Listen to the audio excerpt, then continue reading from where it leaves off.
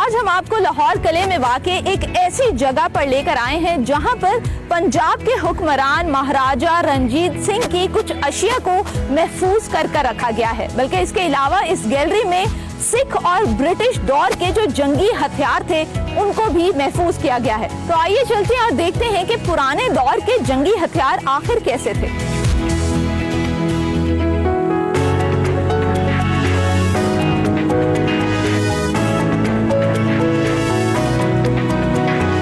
इस वक्त हमारे साथ राना अफजल साहब मौजूद हैं जो सीनियर टूर गाइड हैं और आज हमें इस गैलरी के बारे में बताएंगे। अस्सलाम वालेकुम सर। सबसे पहले तो मुझे इस गैलरी की बिल्डिंग के बारे में जानना है कि ये है कितनी पुरानी और माजी में ये किस मकसद के लिए इस्तेमाल होता है। सबसे पहले एक्सप्रेस टीम को मैं खुश आमदीद करता हूँ शाही किले में। ये आप जिस तरीके की बिल्डिंग के सामने खड़े हैं ये बेसिकली जहांगीर बादशाह जो था उसका ये पैलेस था। नीचे वाली जो बिल्डिंग है ये 1617-18 में मुकम्मल हुई थी। ऊपर वाली जो बिल्डिंग है वो महाराजा रंजीत सिंह की लाडली बीवी थी रानी जंदा, ये स्पेशली उसके लिए बनाई गई। तो यानी ये जो बिल्डिंग है ये ब्लेंड है जी मुगल टाइम पीरियड का भी और सिख टाइम पीरियड का भी। तो सर मुझे ये बताएं कि ये जो गैलरी है आर्मरी गैलरी जहाँ पे आज हम मौजूद हैं, इसका कयाम जो है वो कब अमल में आया और किसने बनाई थी? 1965 में ये जो जहांगीर का पैलेस था इसको प्रॉपर आर्मी गैलरी में कन्वर्ट किया गया था। ओके ठीक है। ये जितना भी वेपन है इनमें मुगलों का कोई वेपन नहीं है। ठीक है, तो व्यूअर्स अभी चलते हैं आपको अंदर से गैलरी का विजिट कराते हैं और जो मजीद इंटरेस्टिंग मालूमात है उसके बारे में भी जानते हैं।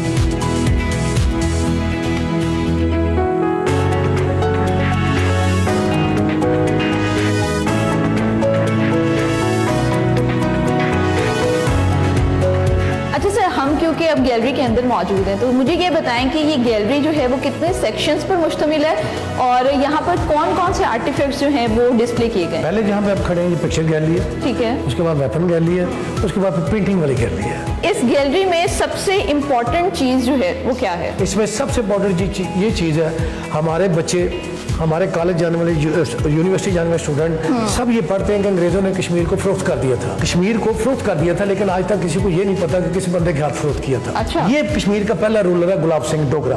अंग्रेजों ने 75 लाख रुपए में कश्मीर बेचा था इस बंदे को और 2.5 रुपए पर पर्सन चार्ज किए थे इससे। वो 75 लाख में बना था और ये जो मुआहदा हुआ था वो आज भी लाहौर के सेक्रेटेरिएट में पड़ा हुआ है। इसका बेटा था प्रताप सिंह, आगे उसका बेटा था रणबीर सिंह, आगे उसका बेटा था हरी सिंह जिसने कश्मीर का इल्हाक किया था इंडिया के साथ। 9 मार्च 1948 को कश्मीर को उसने इंडिया के साथ जो एफिलिएट कर दिया था। तो सर अब हम चलते हैं अपनी नेक्स्ट गैलरी में जिसकी वजह से इस जगह का नाम आर्मरी गैलरी मौजूद है।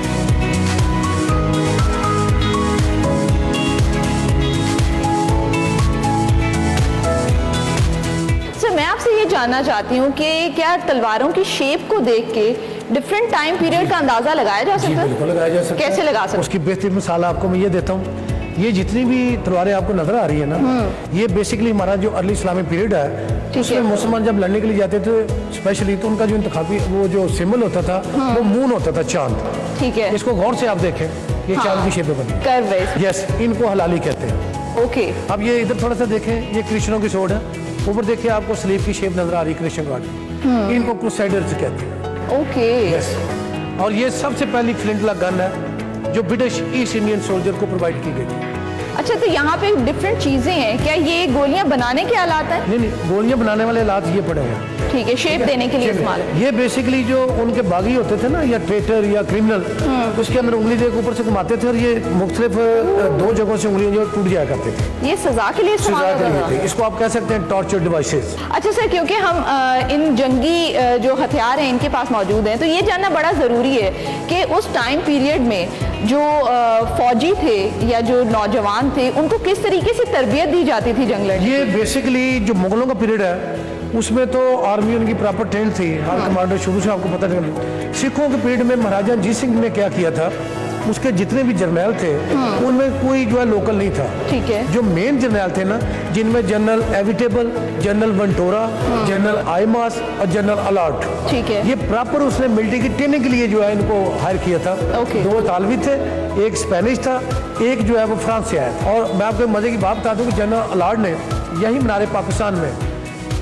अंगड़ाई लेते ट्रेनिंग के दौरान जमाई और अंगड़ाई लेते हुए एक फौजी था सिख, उसको मौके पर कत्ल कर दिया। यस, आप इनकी प्रोफेशनल जो लेवल था उसका यहाँ से अंदाजा कर लें। उसने अपने हाथों से गोली मारी थी और रंजीत सिंह ने पूछा कि इसको क्यों मार दिया। उसने कहा सर जो बंदा ट्रेनिंग के दौरान बासियां ले रहा है, लड़ाइयां ले रहा है, इसने आगे दुश्मन के साथ क्या लड़ना? मतलब no compromise. No compromise on the professional training. तो व्यूअर्स, इस वक्त मेरे पीछे कुछ और चीज़ें मौजूद हैं जो उस दौर की हमें याद दिलाती हैं। अगर मैं पीछे यहाँ पे जो कुछ खंजर मौजूद हैं, कुछ पिस्टल्स हैं, इसके अलावा बर्छे हैं, मुझे ये बताएं ये किस लिए इस्तेमाल ये सारे सिख पीरियड के। Sikh time period. खास चीज़ आपको बतानी है, ये सामने जो चाकू है ना, जी, इसको हर बंदा कृपान बताता है, लेकिन ये कृपान नहीं है। ठीक है। ये बेसिकली अंग्रेजों ने जब सिखों का वो कृपान बैन कर दिया था ना, तो उन्होंने फिर उसके रिप्लेसमेंट के तौर पे इसको अपने पास रखते थे चाकू को। इसको कटार कहते हैं। ये जो स्पीयर है ये महाराजा रणजीत सिंह के दौर में इस्तेमाल किए जाते थे। ये जो सिख आर्मी की परेड होती थी ना, तो ये उसका प्रोटोकॉल बैंड पड़ा हुआ है। अच्छा, ये प्रोटोकॉल बैंड है। ये साथ उस वक्त के जो आप कह लें बाजे जो पड़े हुए हैं, ये 100% ओरिजिनल है। वो एक छोटा रिवॉल्वर देखें, वो सिख अपनी पकड़ी में एक चक्कर लगाते हैं, ठीक है, देखा होगा, वो चक्कर के नीचे एक छोटा रिवॉल्वर थे, ओके, वो जो टेढ़ा था। इसको इसकी शेप देख के गौर से देखिए आप, ये जो दीवार पे खड़ा होता था ना बंदा, वो देखे बगैर ऊपर से फायर कर सकता। अच्छा सर, उस दौर में जो जंगें होती थी या तो वो हाथियों पे होती थी या घोड़ों पे होती थी और मोस्टली पैदल होते थे लोग, तो उन लोगों को, उस आर्मी को रोका कैसे जाता था? जो बेसिकली आर्मी थी वो तो आर्मी को रोक सकती थी, ठीक है। अब जो एनिमल थे उनको रोकने एक मुख्तलिफ किस्म के उन्होंने वेपन रखे होते थे। अच्छा। मसलन आप ये देखें, आपको ये एक कांटा नजर आ रहा है, इसको इंग्लिश में पुलटफ कहते हैं, ओके। और ये हाथी जब बहुत ज्यादा तादाद में आते थे तो उनके पैरों में फेंके जाते थे। इसके साथ ये टेलीस्कोप पड़ी हुई है ब्रिटिश की, दूरबीन पड़ी हुई है, ये छोटे अपना इसमें स्टिक और सोड भी है। एट ए टाइम ये स्टिक भी है, एट ए टाइम ये सोड भी है। अच्छा सर, यहाँ पर मुझे तीर कमान नजर आ रहे हैं, लेकिन ये बड़ा डिफरेंट किस्म का है, तो मुझे इसके बारे में बताइएगा। ये डिफरेंट इसलिए है कि इनमें कोई भी जो तीर है वो एक ही मकसद के लिए होता था। अच्छा। इसको सीधा देखें, जिनकी नोकें छोटी हैं, ये सीधे जो है चलाने के लिए होते थे। ओके। थोड़ा सा नीचे आके देखें, ये खैमों को आग लगाने के लिए होते थे, ठीक है। और वहां पे देखें, ये सीधे आंखों में मारने के लिए होते थे, वो देखें।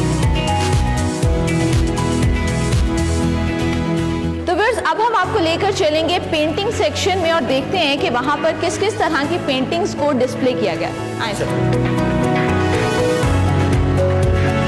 अच्छा सर, इस वक्त हम पेंटिंग सेक्शन में मौजूद हैं और मैं देख सकती हूँ यहाँ पर जितनी भी पेंटिंग्स हैं उसमें जंगों के मंजर जो है उसको पेश किया गया है। तो मुझे ये बताएं कि एंग्लो सिख टाइम पीरियड जो था उसमें सबसे इम्पोर्टेंट और सबसे बड़ी जंग कौन सी थी? जहां मेरे साथ आप खड़ी हैं, ये ब्रिटिश पीरियड की सबसे खतरनाक जंग ये थी। ये वो जंग थी जिसने बरसीर का नक्शा चेंज किया था। ये मंडी भाउद्दीन के पास छोटा सा गांव है, वहां पे गोड़ बहुत ज्यादा होता है जी। उस गांव से बाहर की साइड पे ये जंग हुई थी। सिखों का कमांडर सरदार शेर सिंह अटारी वाला था और ब्रिटिश जो कमांडर था जनरल होगफ था। ठीक है। और ये वो जंग थी जिसके बाद सिखों की कमर टोटल जो है वो टूट गई थी। अच्छा, यहाँ पर हमें एक बहुत बड़ी पोर्ट्रेट नजर आ रही है पंजाब के हुक्मरान महाराजा रंजीत सिंह की। तो मुझे ये बताएं कि जो महाराजा रंजीत सिंह थे वो अपने टाइम पीरियड में मुस्लिम्स के साथ उनका कैसा रवैया था? ये मैं थोड़ा सा मिस आपको जो आम लोगों की राय है उससे हटकर थोड़ा सा बताऊंगा। ये इतना टॉलरेंट रूलर था कि आप सोच भी नहीं सकते। अच्छा। यस, इसने 40 साल दौरे हुकूमत में किसी बंदे को कन्वर्ट नहीं किया, किसी बंदे को कत्ल नहीं किया, किसी बंदे के लिए कैपिटल पनिशमेंट भी इसने नहीं की। मजे की बात यह है कि जब ये रूलर बना था तो हमारी 2 मस्जिदों में ये मत्था टेक के आया था, जिसको आप सजदा कहते हैं। अच्छा सर, अगर हम महाराजा रंजीत सिंह की बात करें एज अ वॉरियर, तो वो बैटल फील्ड में कैसा परफॉर्म करते थे? 6 साल की उम्र में स्मॉल पॉक्स एक डिजीज होती है चीचक, उसकी वजह से इसकी जो लेफ्ट आंख है वो जाया हो गई थी। इसकी जो माँ थी वो बड रुखा की रहने वाली थी, मौजूदा संगरूर के पास गाँव है। इसका जो बाप था उसका नाम मोहन सिंह था, इसकी माँ का नाम राज कौर था, इसके दादे का नाम सरदार चर सिंह था, इसके परदादे का नाम सरदार अनोद सिंह था और परदादे के बाप का नाम सरदार जसपाल सिंह था। जबरदस्त। और ये जात का संधू जट था। इसकी माँ जो है भट्टी राजपूत थी, ये खुद संधू जट था। ठीक है, तो सर मुझे ये बताएं कि इस म्यूजियम में, इस गैलरी के अंदर कोई ऐसी चीज या कुछ ऐसी चीजें मौजूद हैं जो किसी जंगजू से, किसी सिपा सलार से रिलेटेड हो? अभी मैं आपको डिमी घोड़ी दिखाता हूँ, ठीक है, जिसको महाराजा रंजीत सिंह ने हासिल करने के लिए 12,000 फौजी मरवा दिए थे। ओह, तो बस चलते हैं और अब आपको दिखाते हैं वो स्पेशल घोड़ी जिसको हासिल करने के लिए, जैसे सर ने बताया, रंजीत सिंह ने बहुत से लोगों का कत्ल किया था। सर आइए।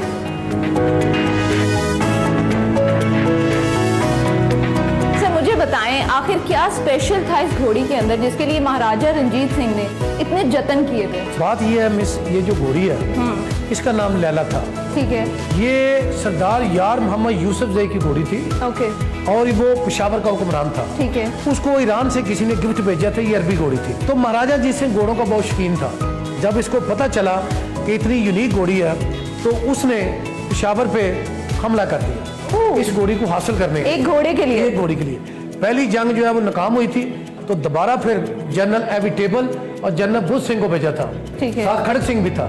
तो इसको हासिल करके आए थे। ये बेसिकली पेशावर और नौशहरा के दरमियान पब्बी एक इलाका है, वहां ये जंग हुई थी 8 मार्च 1830 को। ठीक है। और इस घोड़ी के लिए टोटल 12,000 फौजी मारे गए थे। ये वो जो घोड़ी थी, अब ये वो नहीं है। अच्छा। आज ये उसकी डिमी है। इसके ऊपर जो बिलोंगिंग नजर आ रही है आपको, ये टोटल ओरिजिनल है। अच्छा, यहाँ पर मुझे एक शॉल नजर आ रही है जो काफी डिफरेंट और यूनिक है। मुझे ये बताएं, ये किसकी शॉल है? ये बेसिकली महाराजा रंजीत सिंह की घोड़ी की शॉल है। इस चादर को इस घोड़ी के ऊपर बिछा के रख के तो इसके ऊपर महाराजा साहब बैठा करते हैं। तो व्यूअर्स, ये आज हमने आपको विजिट करवाया आर्मरी गैलरी का। Thank you so much sir for your time.